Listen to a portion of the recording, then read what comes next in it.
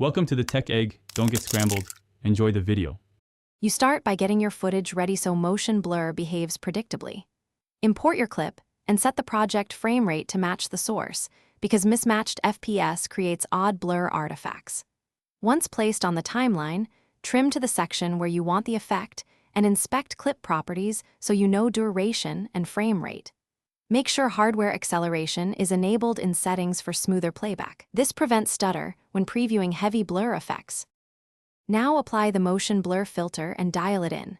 Select your clip, go to Effects and add motion blur or directional blur. Choose directional when you want a specific angle. Increase strength to intensify the smear, but keep it moderate to avoid loss of detail. Then set the blur angle to match motion direction and add keyframes to animate the transition so the blur ramps up and down smoothly. This makes movement look natural instead of constant, artificial smear. Finish by rendering a short test section so you can evaluate the result in final quality. Export a few seconds at full settings rather than trusting the preview, because compression or wrong FPS can reveal ghosting. If you see double images, lower blur strength, align project and source frame rates, or switch to directional blur with a smaller radius.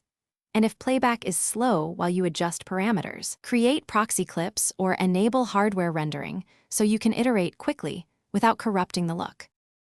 Thanks for watching. Consider subscribing if I helped unscramble your problems.